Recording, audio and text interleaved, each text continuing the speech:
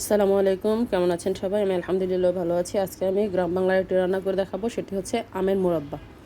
তো আগে গ্রামে এসব খাবারগুলি বেশি তৈরি হতো, আমাদের নানু দাদু এরা অনেক তৈরি করতো। বাট এখন কেন জানি মনে হয় পিঠা, এরকম ভর্তা, তারপরে আমের আচার টাচার বা যে কোনো আচার, এগুলি এখন গ্রামে বিলুপ্ত প্রায়। তবে এখন শহরের মানুষই গ্রামের তুলনায় এগুলি খায়ও বেশি, করেও বেশি, আবার নতুন করে এগুলো প্রসেসিংও শুরু হয়েছে। তো যাই হোক, এ পর্যায়ে এসে আমি আমগুলি ছুলিয়ে নিব। আমি এমন আম নিয়েছি যেগুলোর আটিগুলি একটু নরম।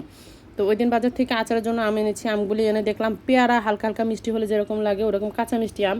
তো মনে মনে ভাবলাম যেহেতু কাঁচা মিষ্টি আম, তো একটু আমের মুরব্বা করা যায়, কারণ টক আম দিয়ে আমের মুরব্বা করলে খেতে অতটা ভালো হয় না, আবার চিনি দিলেও মিষ্টি হয় না বা স্বাদ আসে না, আমের মেইন স্বাদটা আসে না। তাই কাঁচা মিষ্টি আম দিয়ে করলেই বেটার হয়। তো আমি এভাবে আমগুলি সবগুলি ছুলে কেটে নিয়েছি। ওই পর্যায়ে এসে কেটে ধুয়ে পরিষ্কার করে নিয়ে এভাবে কেচে নিব আমগুলি কাঁটা চামচ দিয়ে। তো আপনারা সাবধানে এটা করার ট্রাই করবেন, কারণ এটা খুব তাড়াহুড়া করে করতে গেলে হাত ছুলে যাওয়া বা কেটে যাওয়ার সম্ভাবনা থাকে। আপনারা অবশ্যই ট্রাই করবেন বাসায় বাচ্চাদের নতুন নতুন খাবার তৈরি করে দিতে, গ্রাম বাংলার খাবারগুলি বা আমরা আগে যে ছোটোবেলায় খেতাম ওগুলো তৈরি করা ট্রাই করবেন। এই তো এই কথা বলতে বলতে আমার আমের মুরব্বগুলি কাঁচা হয়ে গিয়েছে, কাঁটা চামচ দিয়ে ভালো করে কেচে নিয়েছি। এখন আমি আবার ধুয়ে নিব। আবার ধুয়ে নিলে ভিতরে যে টক পানিটা বা ভাবটা যতটুকু আছে এটা চলে যাবে। এই পর্যায়ে আমি চুলায় একটি কড়াইয়ে গরম পানি বসিয়ে দিয়েছি।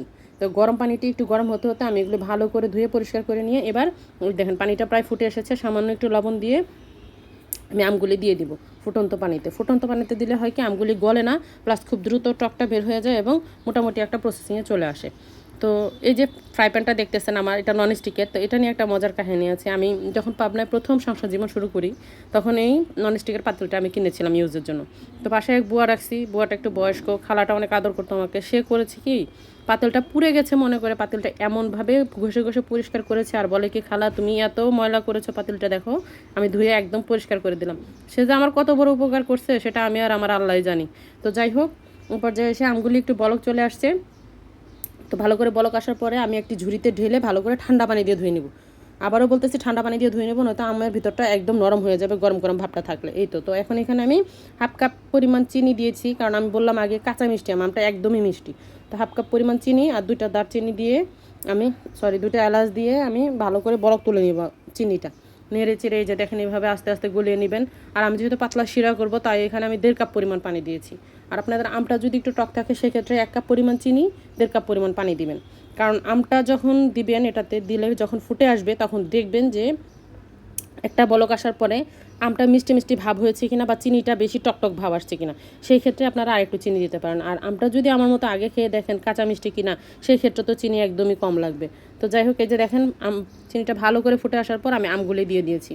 তা আমগুলি দিয়ে একদম মানে হাই হিটে আমি ভালো করে বলক তুলবো। হাই হিটে ভালো করে বলক তোলার পরে লো হিটে আমি 15 মিনিট ঢাকনা দিয়ে ঢেকে রেখে দিব। তো এই পর্যায়ে আমি আরেকটু সামান্য লবণ দিয়েছি, কারণ ওটা যেহেতু আমি একদম হালকা লবণে ফুটিয়েছিলাম তাই আমাকে এখানে আরেকটু লবণ দিতে হয়েছে স্বাদ অনুযায়ী। এই দেখেন আমি একদম 15 মিনিট লো হিটে রেখে দিয়েছিলাম। দেখছেন কি সুন্দর হয়ে গিয়েছে মাশাআল্লাহ। আমার আমের মুরব্বা খাওয়ার জন্য একদম রেডি। তো আপনারাও বাসায় ট্রাই করে দেখবেন আমের মুরব্বা কেমন হয়। সকলে ভালো থাকবেন, সুস্থ থাকবেন। আল্লাহ হাফেজ, আসসালামু আলাইকুম।